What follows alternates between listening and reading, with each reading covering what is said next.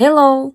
Esse é o Neurize Podcast, o meu podcast onde eu compartilho um pouco da minha vida, da minha história, tudo o que eu aprendi nos últimos 10 anos como gestora, empreendedora, dentista e principalmente como uma sobrevivente desse mundo. Se você está escutando a gente pelo Spotify, por favor, com muito carinho, segue a gente, dá 5 estrelas. E se você estiver escutando a gente pelo YouTube, joinha, like, comentário, compartilha, porque isso ajuda muito a plataforma a entregar o nosso podcast para mais e mais pessoas. Como eu prometi, hoje eu quero fazer um segundo episódio em homenagem ao meu pai. E hoje é segunda-feira, dia 15 de junho, faz exatamente um ano que eu perdi meu pai. Mas eu não quero que esse episódio seja só tristeza, tá?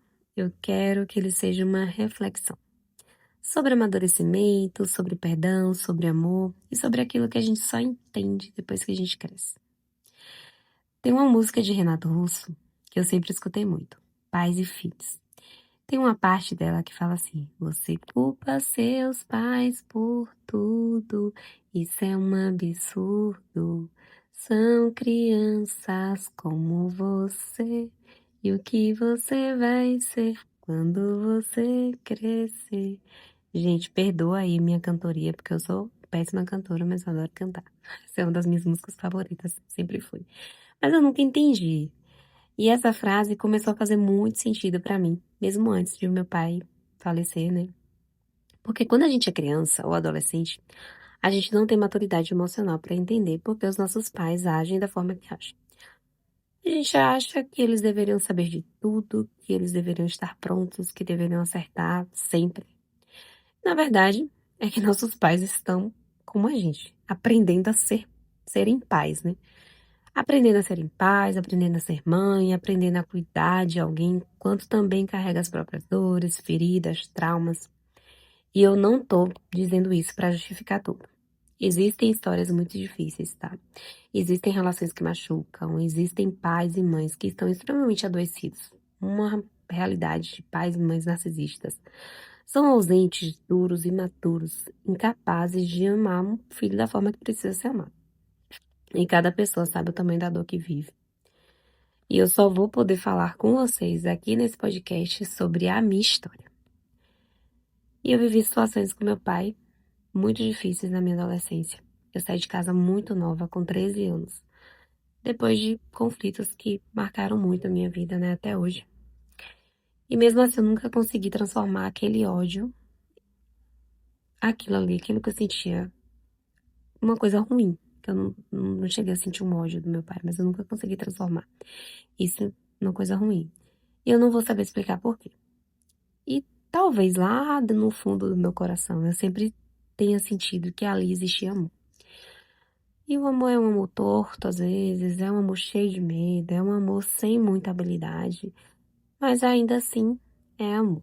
E com o tempo eu fui entendendo que meu pai não era só meu pai. Ele era um homem, um filho, uma criança que também precisou ser acolhida e talvez não tenha sido. Alguém que carregava a própria história, os próprios traumas, os próprios limites. E quando eu comecei a olhar para ele dessa forma, mudaram coisas dentro de mim. Gente, desculpa. Inclusive, eu não tô gravando de vídeo por conta disso. Parei aqui no meio. Porque tá um barulho hoje nessa cidade que tá uma loucura. Eu não consegui gravar nada, eu não consegui fazer nada. Mas enfim, se escutarem barulhos secundários aí, vocês já sabem o que que é.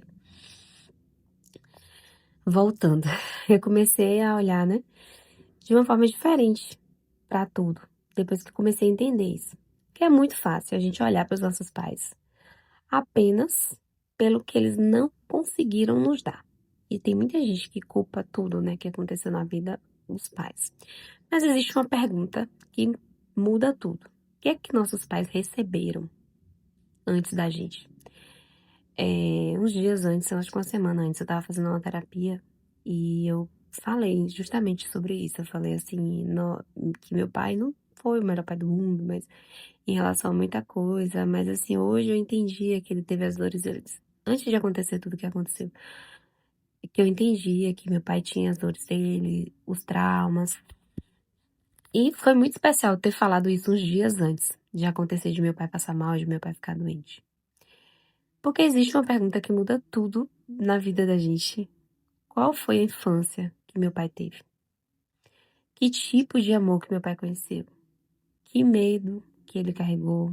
Que dores que ele nunca nem conseguiu falar sobre isso.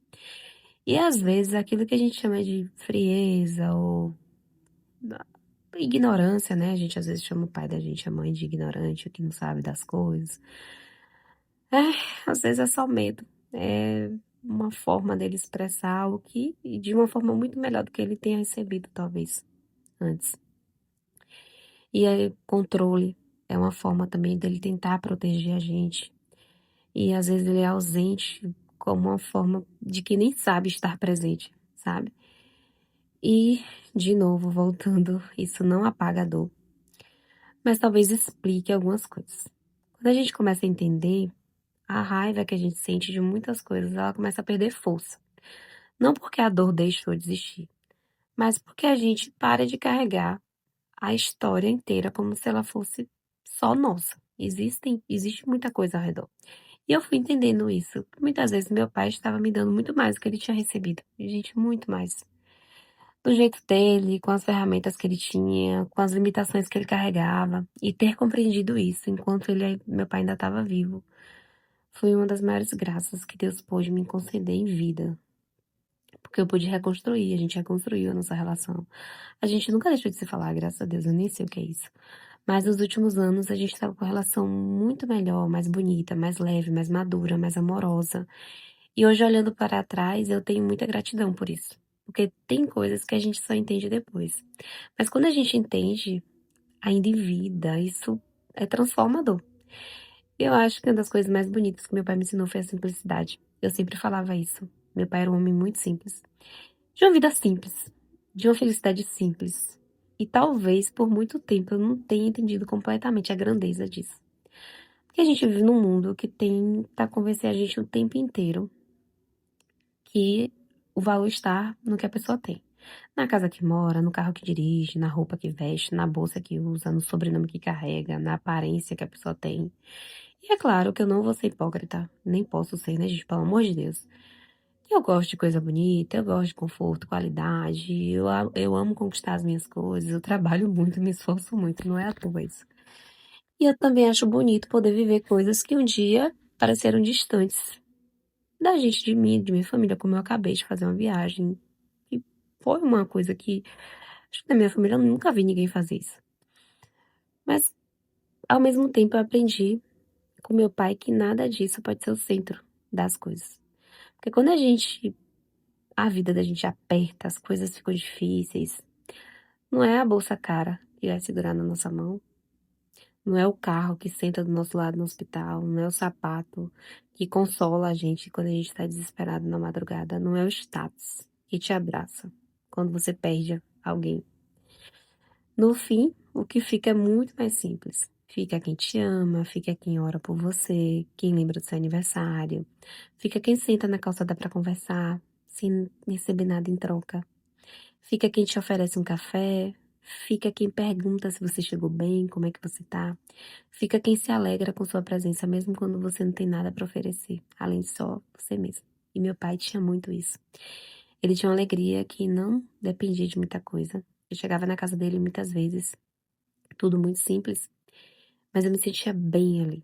Eu me sentia em casa, porque tinha verdade, tinha presença, tinha felicidade que não precisava ser provada para ninguém. Ali ele só era feliz.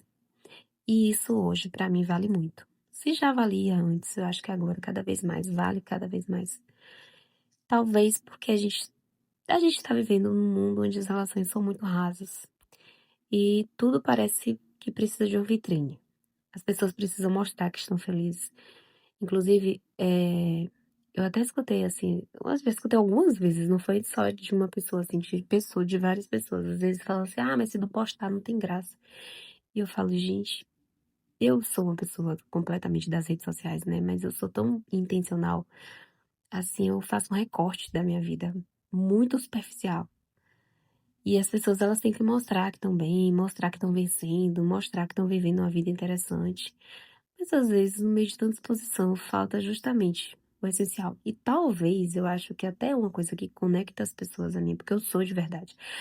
Eu sou tão assim que as pessoas não acreditam quando elas me conhecem de fato, porque às vezes me acompanham só na internet e o mundo ele tá faltando presença, verdade, profundidade. Falta gente que consiga estar do nosso lado, sem precisar ganhar nada com isso. Meu pai me lembrava disso todos os dias. Ele me lembrava que a vida bonita não é necessariamente uma vida cheia de luxo.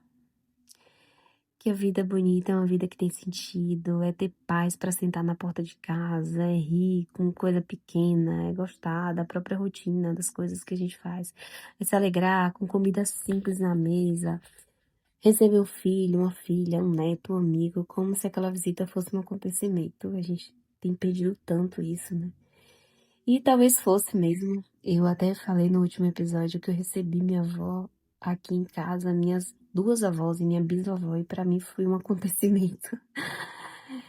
Porque pra quem ama, presença é acontecimento. E eu achei incrível como eu fiquei sem celular nesse dia, a gente quase não tirei fotos. Eu tirei foto e falei, eu quero registrar isso, porque é um dia incrível. E eu acho que uma das dores do luto é justamente essa. A gente começa a perceber que aquilo que parecia pequeno era gigante. Uma ligação, um áudio, uma mensagem, uma visita comum, uma conversa. Meu pai, a gente chegava e ele conversava muito. Lá vou eu chorar de novo, né? Ainda bem que eu não tô em vídeo. E aquele jeito da pessoa falar, o abraço. Gente, o abraço. Acho que o abraço é o que eu mais sinto, assim, porque o olhar, a risada.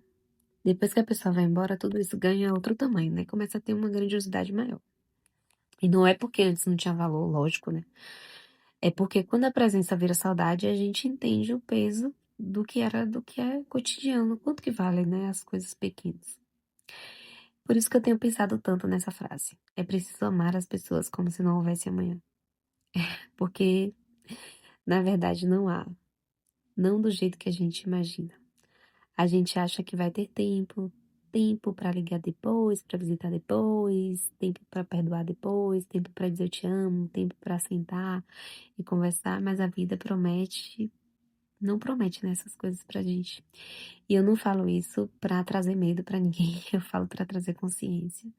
Porque amar as pessoas como se não houvesse amanhã não significa viver desesperado, significa viver com mais presença, parar de adiar tanto amor que a gente tem, significa não esperar a perda para reconhecer o valor, significa entender que algumas coisas precisam ser ditas, enquanto outras precisam ser ouvidas. E eu sou muito grata por eu poder dizer muitas coisas para meu pai enquanto ele ainda estava aqui, pude reconstruir, a gente pôde se perdoar, pude ser uma filha de um jeito mais maduro, pude olhar para ele com ternura e não achar que tudo foi perfeito, sabe? Mas com consciência de que o amor também pode existir dentro de histórias imperfeitas. Talvez esse seja um dos maiores aprendizados da vida adulta. Parar de esperar que as pessoas sejam perfeitas para reconhecer que elas também nos amaram como elas puderam amar. E isso é transformador. A minha reflexão de hoje para vocês é justamente isso. Às vezes, vocês estão lidando com uma pessoa que ela pode ser difícil, mas talvez o difícil dela ainda seja o melhor que ela consiga dar naquele momento. E sejam mais carinhosos. Eu brinco que o que eu não espiritualizo, eu levo pro lado da psicologia. Mas assim, não é romantizando, lógico, que tem muita gente ruim no mundo, e eu já falei aqui que eu não quero trazer essa visão, porque não é a visão que eu consigo ter do mundo. Mas eu sempre vou ter esse olhar. As pessoas, elas dão muitas vezes até melhor do que o que elas receberam. E tem sempre uma dor escondida atrás de um grito, atrás de uma violência. Tem sempre algo ali que não é sobre a gente, mas que já vem uma plantinha ali enraizada, que vem causando tudo isso. Ui, falei muito hoje, socorro! Isso é tudo, gente. Até o próximo Neurize Podcast.